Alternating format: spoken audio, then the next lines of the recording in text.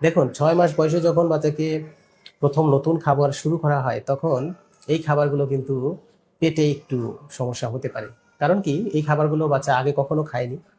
এটার ফ্লেভার জানে না, এটার গন্ধ জানে না এবং খাদ্যনালী যেখানে এটা হজম হবে, সে খাদ্যনালীও কিন্তু জানে না যে এই খাবারটা নিয়ে আসলে আমাকে কি করতে হবে। আমাদের সবকিছুই শিখতে হয়। সুতরাং খাদ্যনালীকেও একটু সময় নিয়ে ২-৪ দিন, ৫ দিন, ১ সপ্তাহ সময় নিয়ে শিখতে হয় যে এই যে নতুন যে খাবারগুলো আসছে, আগে শুধু বুকের দুধ খেত, এখন অন্য খাবার আসছে। এটা যে আসছে এটাকে নিয়ে আমাকে কি করতে হবে?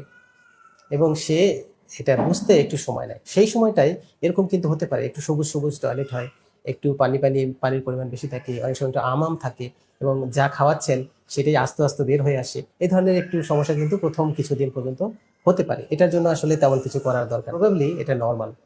আপনার যদি খুব সন্দেহ থাকে যে আমি যে খাবারগুলো খাওয়াইছি সেগুলোর মধ্যে কোনো জীবাণু তাহলে ঢুকে গেল কিনা পেটের মধ্যে, জীবাণু ঢুকে গেলে সমস্যা। সেরকম যদি আপনার মনে হয় তাহলে আপনি যেটা করতে পারেন সেটা হচ্ছে যে একটা পায়খানার পরীক্ষা করতে পারেন। স্টুল আর্মি নামে এই পরীক্ষাটা যদি করেন তাহলে আপনি বুঝতে পারবেন যে তার পায়খানায় আসলেই কোনো সমস্যা আছে কিনা। যদি দেখা যায় যে হ্যাঁ, তার পায়খানায় একটা জীবাণু ঢুকে গেছে, একটা সমস্যা আছে, তাহলে হয়তো তাকে তার চিকিৎসা দেওয়ার প্রয়োজন হতে পারে।